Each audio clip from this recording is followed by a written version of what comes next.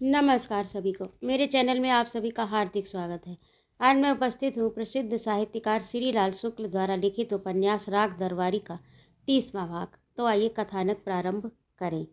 पर पता नहीं कि गया दिन की क्या प्रतिक्रिया है, देखेंगे, कहकर उन्होंने रूपन बाबू की ओर देखा। रूपन बाबू को उनसे आंख मिलाने की हिम्मत नहीं हुई। वे बुदबुदाकर बोले, मैं जाता हूँ। प्रिंसिपल साहब भी इस प्रेम कांड का इतना सीधा अंत देखने को तैयार न थे। घबराहट से उनके मुंह से अवधि निकल पड़ी।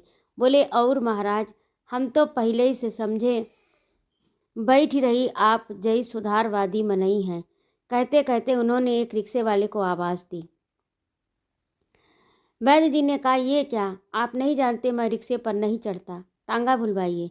प्रिंसिपल ने भूल के लिए क्षमा मांगी और वैद्य जी ने कहा, रिक्शे का चलन इस देश के लिए कलंक है, आदमी होकर आदमी पर बैठना।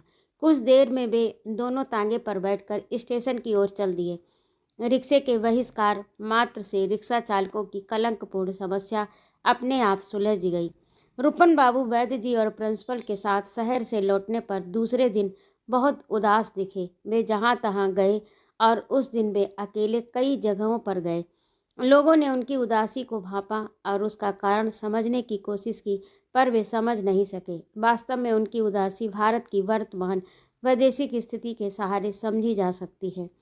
वे इतनी कम उम्र में ही विद्यार्थियों के नेता बन गए थे। प्रिंसिपल उनसे डरता और वैद्य जी उनका लिहाज करते। इलाके के उदीयमान सोहदे उनकी चाल ढाल, पहनावे, भाषण शैली की नकल करते थे। वे सामान्यतः अपने आप से संतुष्ट रहते, पर शहर से लौटकर उन्होंने दूसरे दिन अपने घर में देखा कि वैद्य जी और बद्री पहलवान लड़ रहे हैं।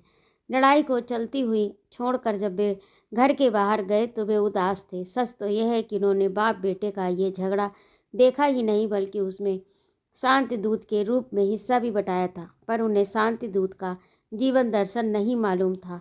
हर शांति दूत की तरह बिना बुलाए झगड़े के बीच में घुसकर जाने दो कहने की और उसी लपेट में करारा झापड़ खाकर कोई बात नहीं कहते हुए वापस आ जाने की निसंगता उनके स्वभाव में नहीं थी। इसीलिए वे उदासी के हमले से बच नहीं पाए। रूपन बाबू के शांति दूत वाले स्वरूप का असली विकास छंगामल विद्यालय इंटर कॉलेज के गृह युद्धों में हुआ था। जैसे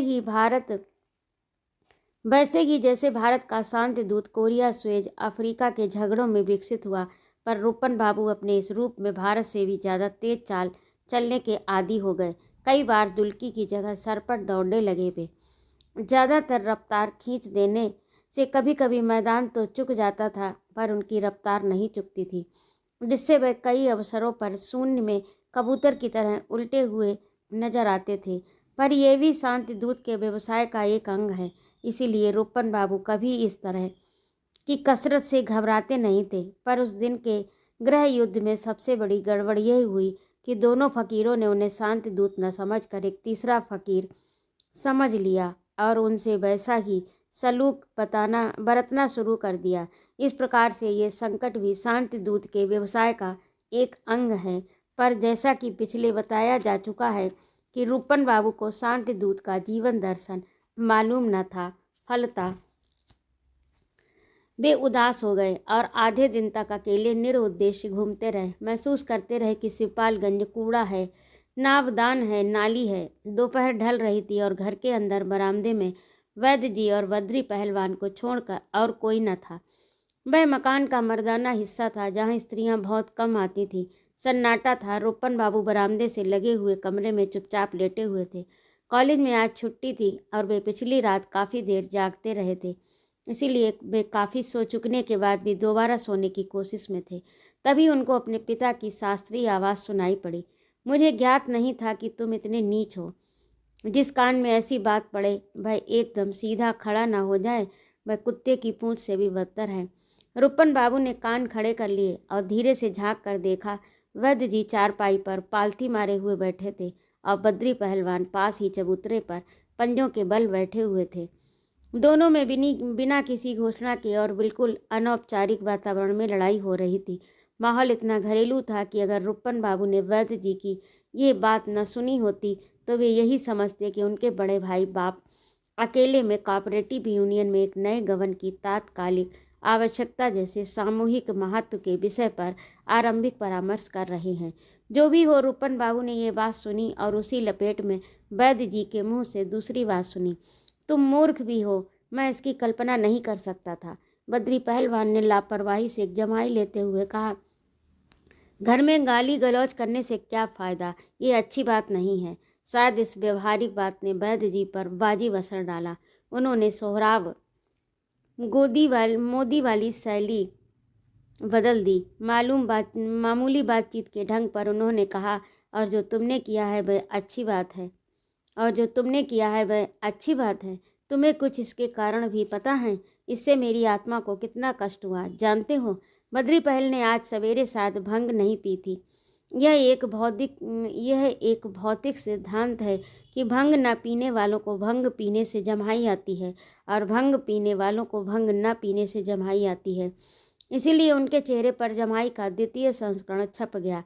अपने कंधे पर बैठे हुए मच्छर को उन्होंने दूसरे हाथ के एक मुलायम तमाचे से भगाया, पर मच्छर भी ऐसा था कि भागा नहीं, मर गया। इन सब कार्रवाइयों के बाद उन्होंने वैद्य जी की बात का जवाब दिया। कहा, कष्ट की क्या बात है, बताओ। जो कुछ तकलीफ होगी दूर की जाएगी। वैद्य जी ने आवाज़ नीची करके कहा, तुम इतने समझदार होकर गया दीन की कन्या से कैसे फंस गए। बद्री पहलवान कुछ क्षण चुपचाप बैठे रहे, फिर बोले, आपसे बात करना बेकार है। कहकर उन्होंने खूंटी से लटका हुआ कुर्ता उतार कर कंधे पर डाला और दरवाजे की ओर चले। वैद्य जी ने कहा, अब भागे कहाँ जा रहे हो। भाग कौन रहा है, कोई तुक्की बात हो तो की जाए। घर के भीतर भी बेतुकी बातें होने लगेगी तो बस हो चुका। वैद्य जी आवाज़ का गियर बदल कर बोले, पर यह बात कभी तो करनी ही पड़ेगी। बद्री पहलवान ने अपने पैरों में ब्रेक लगाया और वहीं से कहा, इस वक्त तुम्हारी जबान से उटपटांग बातें निकल रही हैं। ये सब ठीक नहीं है। बात फिर कभी कर लेंगे। फिर कब? जब मेरी नाक कटकर गिर जाएगी। बद्री पहलवान मजबूरी में लौट पड़े। कंधे पर कुर्ता लटकाए हुए ही वे फिर चबूतरे पर पंजों के बल बैठ गए। बोले, नाक वाक वाली बात ना करो। नाक है कहाँ? वह तो पंडित अयोध्या प्रसाद के दिनों में ही कट गई थी। वैद्य जी ने कहा, तुम अब नीचता की बात कर रहे हो। बद्री पहलवान पंजों की कमानी पर उचकने लगे। उनकी आवाज़ का साइलेंसर टूट गया। भर्राए गले से बोले, कर रहे हैं तो अब कर ही लेने दो। तुम कहते हो कि मैं वेला से फंस गया। तुम हमारे बाप हो, तुमको कैसे समझाया जाए। फंसना फंसाना चिड़ी मार का काम है। तुम्हारे खानदान में तुम्हारे बाबा अयोध्या प्रसाद जैसे रघुबरा की महतारी से फंसे थे। इसे कहते हैं फंसना। हाँ नहीं तो क्या। रुककर वे तेजी से बोले, खैर अब बात बंद करो। वैद्य जी ने अपनी आवाज़ का एक्सीलेटर दबाया। बोले, तुम्हारा खानदान, तुम्हारे बाबा, तुम ऐसी भाषा बोलते हो। ये खानदान हमारा ही है, तुम्हारा नहीं है। वे पूर्वज तुम्हारे नहीं हैं क्या? जैसे चौराहे की लाल बत्ती चमक रही हो। बद्री की गाड़ी झटके से रुकी। वे थमकर बोले, हुआ ना वही। एक सच्ची बात कह दी तो उसी में चिढ़ गए। खैर जाने दो। वैद्य जी ने कहा, जैसे क्लव और एक्सीलेटर साथ साथ दबाकर कोई नौसिखिया गाड़ी चलाने की कोशिश कर रहा हो। नहीं बद्री, जाने नहीं दूंगा। आज ये बात समाप्त होनी चाहिए। हम ब्राह्मण हैं, वह वैश्य है, पर यह केवल जाति की बात नहीं है, सिद्धांत की बात है। ऐसे आचरण वाली लड़की को छोटे ने अदालत में क्या कहा था। बद्री पहलवान उठकर खड़े हो गए। बोले, बस बात बंद। और एक बात मैं कह दूं, अब मेरी भी बात बंद। मैं बाबा अयोध्या प्रसाद की चाल नहीं चल सकता। जो कुछ करूंगा कायदे से करूंगा। इधर उधर की गिचिर पिचिर मुझे पसंद नहीं। वे दरवाजे की ओर चल दिए। अचानक वैद्य जी चारपाई से उठकर खड़े हो गए। बिना जटा जूट, दाढ़ी मूछ, कमंडल कौपीन के साप देने वाले पोज में तनकर दोहरी ताकत वाला हॉर्न सा बजाते हुए बोले, नीच, तो मेरी बात भी सुन। रूपन बाबू इस वार्तालाप को आश्चर्य से सुन रहे थे। पिछले दिन शहर में उन्हें वैद्य जी की बात से लगा था कि वे बेला की शादी बद्री से हो जाने देंगे, पर यदि कोई बाधा पड़ी तो वह गया दीन की ही ओर से होगी, जिसे समझ लिया जाएगा। किंतु इस बातचीत से उन्हें विदित हो गया कि वे जिस संघर्ष का अंत समझे थे वह वास्तव में आरंभ है। वे अपने को रोक न सके और लपलपाते हुए कमरे से बाहर आकर शांति दूध का व्यवसाय संभालने लगे। उन्होंने कहा, पिताजी, अब कुछ कहने सुनने से क्या होगा। अब तो आप वही कहिए जो कल आपने प्रिंसिपल के आगे कहा था, उसी को दोहराते जाइए। अब हम भी कहा करेंगे कि हम जाति प्रथा नहीं मानते। जब बद्री दादा बेला से फंसी गए हैं तो फिर क्या करेंगे।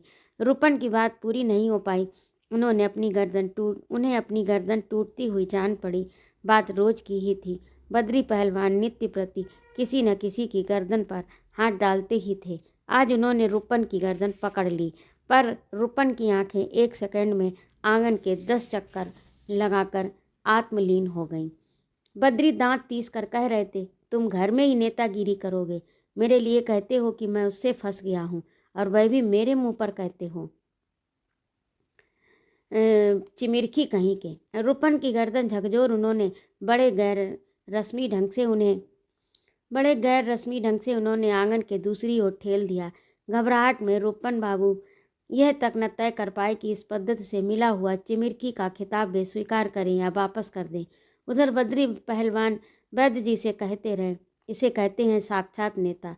इसने उसे खुद 2 पन्ने की चिट्ठी भेजी, न जाने कैसी गोलमाल बातें की, खुद फंसा था और कहता कि मैं फंस गया हूँ। रूपन बाबू गिरते गिरते संभल गए। ऐंठ कर बोले, मैं इतना जलील नहीं कि तुमसे इस मामले की बात करूं। वैद्य जी से उन्होंने कहा, पिताजी अब इनसे कुछ भी बोलना बेकार है, इन्हें तो जो करना है करने दीजिए। पर वैद्य जी इस समय सलाह लेने के लिए नहीं, देने के लिए तैयार थे। कड़ी आवाज़ में बोले, जो भी हो रूपन, ये तुम्हारे बोलने का विषय नहीं। मुझे तुम सबसे शिकायत है, मुझे तुम्हारे आचरण पर भी खबर है। रूपन बाबू तैस में आ गए। ये बात है। उन्होंने अपनी गर्दन को ऊंचा उठाकर सीना तान कर जवाब दिया, तो मुझे भी आपके आचरण की खबर है। लड़ाई का अंतिम दृश्य था। बद्री पहलवान ने व्यंग्य पूर्वक अपने पिता से कहा, सुना। रूपन बाबू झपट कर बाहर चले गए। वैद्य जी चारपाई के पास चुपचाप खड़े रहे। ऐसे मौके पर फिल्मी हीरो के बाप की तरह रमा कर रोए नहीं। अपने भ्रष्टाचार की शिकायत पर कमीशन बैठाए जाने की सूचना पाकर किसी बड़े नेता की तरह उन्होंने वक्तव्य नहीं दिया कि पहले भ्रष्टाचार की एक सर्वमान्य परिभाषा निश्चित होनी चाहिए। अपनी रचनाओं की खराब आलोचना पढ़कर टेक्स्ट बुक कमिटी की कृपा से लखपति बनने वाले किसी साहित्यकार की तरह वे अवज्ञा की हंसी नहीं हंसे। अपने आचरण के विरुद्ध इतनी बड़ी चुनौती सुनकर उन्होंने ऐसा कोई काम नहीं किया। वे चुपचाप खड़े रहे। उनके पेशे में जो सबसे आसान काम था उन्होंने वह तक नहीं किया। अपने मुंह से उन्होंने हे राम तक नहीं निकाला। दोपहर ढल रही थी। एक हलवाई की दुकान पर एक हलवाई बैठा था जो दूर से ही हलवाई सा जान पड़ता था। दुकान के नीचे एक नेता खड़ा था जो दूर से ही नेता जैसा दिखता था। वहीं साइकिल का हैंडल पकड़े एक पुलिस का सिपाही खड़ा था जो दूर से ही पुलिस का सिपाही दिखता था। दुकान पर रखी हुई मिठाइयाँ बासी और मिलावट के माल से बनी जान पड़ती थी और थी भी। दूध पानीदार अरारोट के असर से गाढ़ा दिख रहा था और था भी। पृथ्वी पर स्वर्ग का ये ऐसा कोना था जहाँ सारी सच्चाई निगाह के सामने थी। न कुछ छिपा था, न छिपाने की जरूरत थी। दुकान पर जलेबी, पेड़े, गट्टे रखे थे। उन्हीं की बगल में शीशे के छोटे छोटे कंटेनरों में कुछ रूखे सूखे लकड़ी के टुकड़े से पड़े जो बिस्कुट, केक और मस्क इत्यादि की परंपरा में बने हुए स्थानीय पदार्थ हैं। वे शहर में वैसे यहाँ पर भी वे पदार्थ बता रहे थे कि पूरब पूरब है, पश्चिम पश्चिम है, और दोनों मिठाइयों की मार्फत शिवपालगंज में मिलते हैं। वहीं रूपन बाबू और लंगड़ भी मिले। रूपन बाबू लंगड़ को कुछ उसी तरह से देखते थे जैसे पहले दर्जे में सफ़र करने वाला तीसरे दर्जे के किसी मुसाफिर को देखता है जिस पर बिना टिकट चलने का सुबह किया जा रहा है। पर आज रूपन बाबू उदासी के उस आलम में थे जिसमें विश्व मैत्री आदि पंचशील के सभी सिद्धांतों को आसानी से अमल में लाया जा सकता है। इसीलिए उन्होंने गिरी आवाज़ में पूछा, क्या हो रहा है जी तुम्हारे मामले में? आज तो छुट्टी है बापू, पता नहीं चल पाया। वैसे नकल तो अब बन ही गई होगी। लंगड़ ने पिछले दिनों की प्रगति बतानी शुरू की। बन तो तभी गई थी पर मैं लेने नहीं जा पाया। मुझे मियादी बुखार आ गया। उस दिन सदर की कचहरी में गिरा तो फिर उठ नहीं पाया। फिर सोचा मरना है तो अपने गांव में ही मरे। उधर के ही एक ठाकुर वहां आए थे, अपने साथ लिए गए। वहां लोगों ने बताया कि मियादी बुखार है, पर एक दिन गांव में कई लोग मोटर पर आए। गांव भर की दीवारों पर गेरू से न जाने क्या क्या अंग्रेजी में लिख गए। उसके बाद बापू, उन्होंने हमारा खून निकाला, मशीन में डालकर देखा। अब देखो तो बाबू, कैसा अचंभा है इस कलयुगा कि आदमी हम देसी और हमें बीमारी लग गई बिलायती। मोटर पर जो आए थे बोले, लंगड़ बड़ा आदमी है, उसे मलेरिया हुआ है। क्या बताएं बापू। उसी के बाद मोटर वालों ने गांव में बड़ा काम किया। 2-3 लोग एक एक मशीन लेकर चारों तरफ कुआं, ताल, गढ़हा, गढ़ही सभी पर किर्र किर्र करते हुए घूमे। 2 आदमी बराबर हर घर के आगे जा जा गेरू से मलेरिया महारानी की स्तुति अंग्रेजी में लिख गए। उन अक्षरों का प्रताप बापू कि सारे मच्छर भाग गए। हम भी बापू महीना भर दुख भोग कर आपका दर्शन करने को फिर से उठकर खड़े हो गए। नेता बोला, क्या बात सुनाई है लंगड़ऊ तुमने। लिखे देख अंग्रेजी अक्षर, भागे मलेरिया के मच्छर। हलवाई ने नेता की तारीफ सुनाई। क्या कवित्व सुनाया है आपने भी। जलेबी खाइए इसी बात पर। नेता ने बिना तकल्लुफ मक्खियाँ उड़ाकर 4-5 जलेबियाँ थाल से निकाल ली और खाना शुरू कर दिया। उधर सिपाही लंगड़ से बोला, तो कहो कि मरते मरते बचे। ये तो ठीक है बापू, पर मैं जानता था कि मैं मरूंगा नहीं। भगवान के दरबार में ऐसा अंधेर नहीं हो सकता। जब तक मुझे तहसील से नकल नहीं मिल जाती मैं नहीं मर सकता। लंगड़ की आवाज़ में न जाने कितने कबीर तुलसी रैदास आकर सुर भरने लगे। मैं बोला, बिना नकल देखे मेरी जान नहीं निकल सकती। मैं सत्य की लड़ाई लड़ रहा हूँ। सिपाही बोले, तुम साले लंगड़ू हो, 2 रुपए के पीछे ज़िंदगी बर्बाद किए हो। ठोक क्यों नहीं देते 2 रुपए। लंगड़ सिर हिलाकर बोला, तुम ये बात न समझोगे बापू, ये सत्य की लड़ाई है।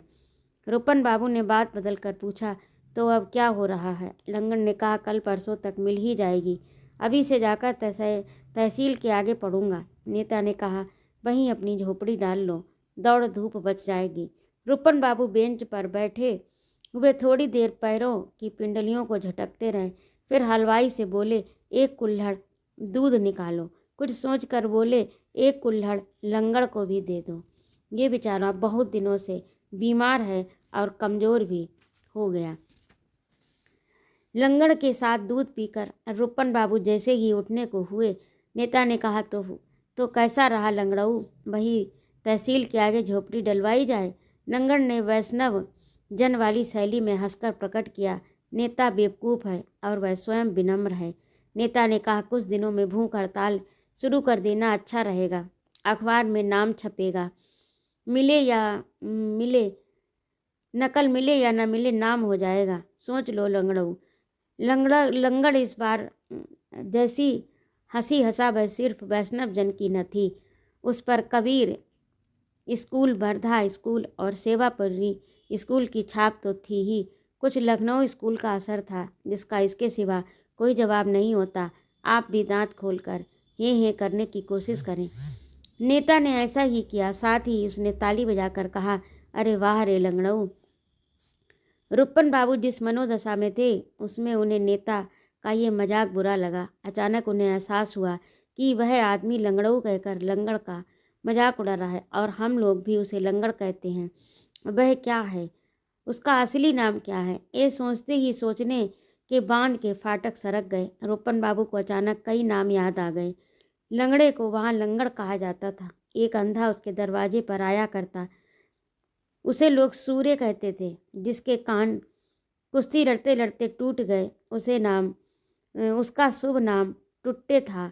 वैद्य जी के मरीजों में एक काना आदमी था जिसे देखते ही वे पूछते थे, कहो शुक्राचार्य, तुम्हारे क्या समाचार हैं।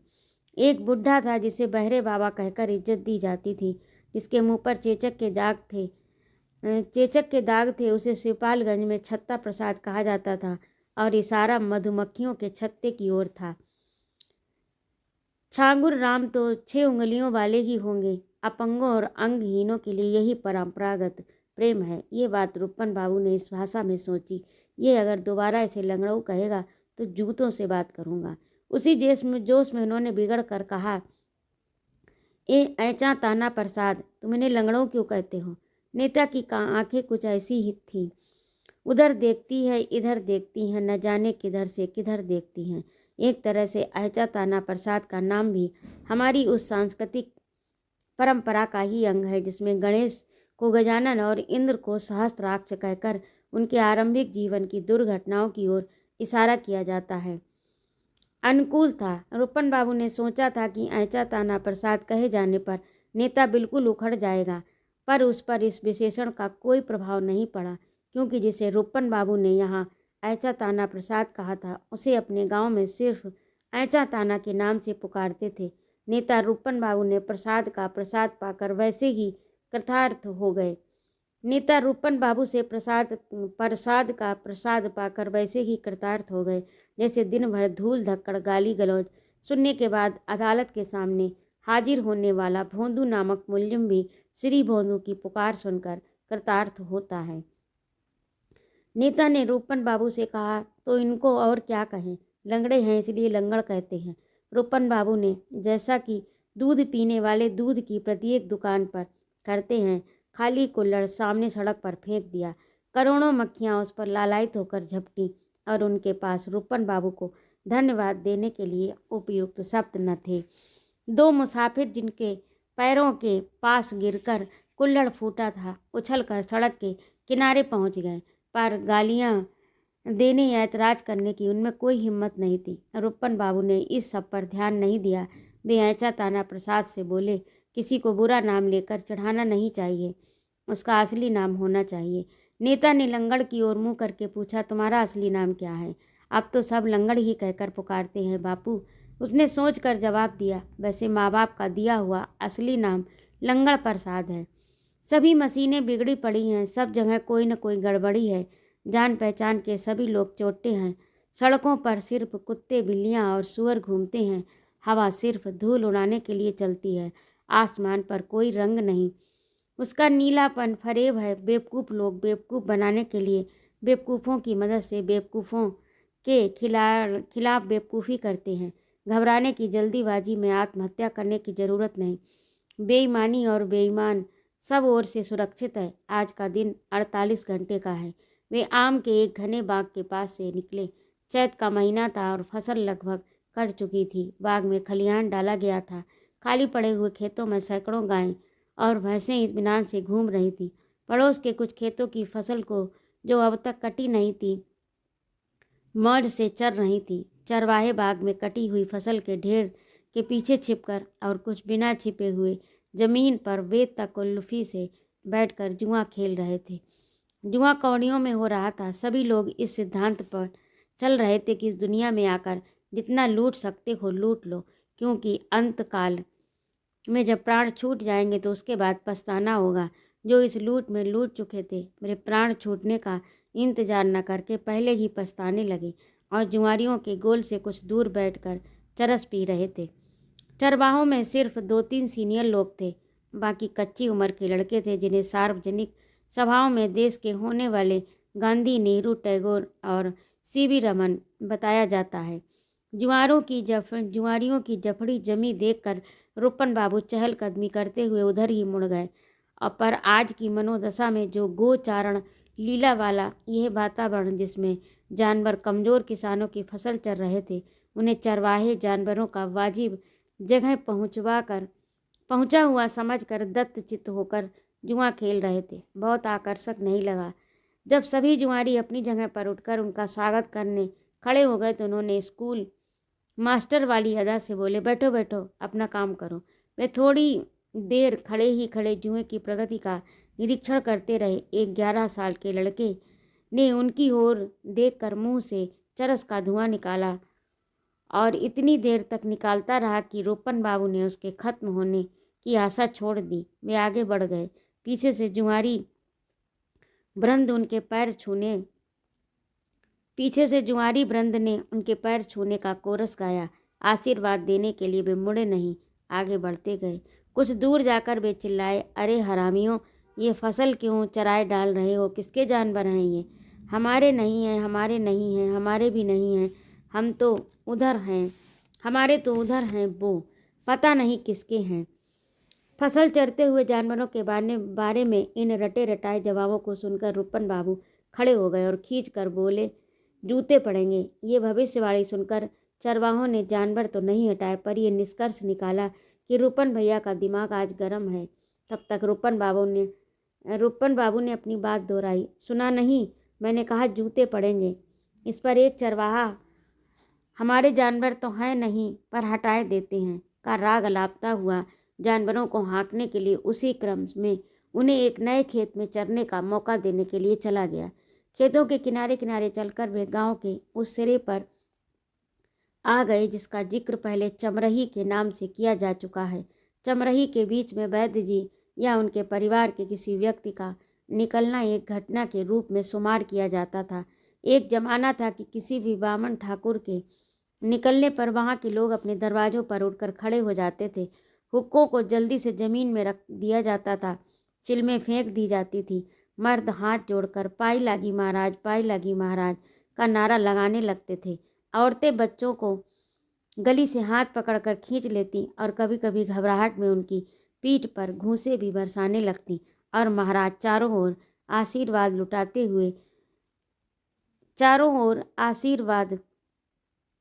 लुटाते हुए इस बात की पड़ताल करते हुए कि पिछले 4 महीनों में किसकी लड़की पहले के मुकाबले जवान दिखने लगी और कौन लड़की ससुराल से वापस आ गई। त्रेता युग की तरह वातावरण पर सवारी गांठते हुए निकल जाते। जमींदारी टूटने का ये नतीजा तो नहीं निकला कि चमरही गांव के भीतर समा जाती या वहाँ ढंग के 2-4 कुएं और मकान बन जाते, पर इतना तो हो ही गया कि किसी वामन के निकलने पर पहले जैसा गार्ड ऑफ ऑनर न दिया जाए। इसीलिए हाय कहाँ गए वे दिन और कहाँ आज के दिन और कहाँ पिछले के दिन कि दीनता के भाव से बचने के लिए वामनों ने और ख़ास तौर से वैद्य जी ने यथासंभव उधर से निकलना बंद कर दिया। चमरही में होने का एहसास रूपन बाबू को तब हुआ जब उनके कान में एक बार पड़ा, पाए लागी महाराज। जैसा कि अपने देश में कहीं भी देखा जा सकता है कि एक आदमी अपने मकान के आगे चबूतरे पर यूं ही बैठा था। रूपन बाबू को देखकर खड़ा हो गया। वे बोले, बैठा रहे चुरैया, पुराने दिन लद गए।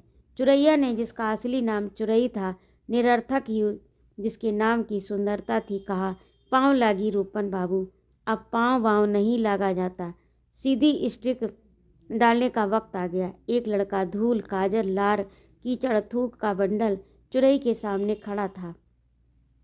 उसने उसे ठेल कर जैसे राहुल को भगवान बुद्ध की शरण में भेजा जा रहा हो, कहा, जा रे रूपन भैया के पाँव छू ले। रूपन बाबू ने उसे आशीर्वाद दिया। पूछा, क्या नाम है इस लौंडे का? चंद प्रकाश यानी चंद्र प्रकाश। रूपन बाबू मुस्कुराए और बोले, चंद प्रकाश वल्द चुरई चमार। तो अभी आप सुन रहे थे श्रीलाल शुक्ल का लिखा उपन्यास राग दरबारी का 30वां भाग। आपको कैसा लगा कमेंट करके अवश्य बताइएगा। यदि आपको मेरा कहानी सुनाना अच्छा लगता हो तो कृपया मेरे चैनल को सब्सक्राइब अवश्य करें, लाइक और कमेंट करें तथा अपने मित्रों में शेयर करें। जय माँ भारती।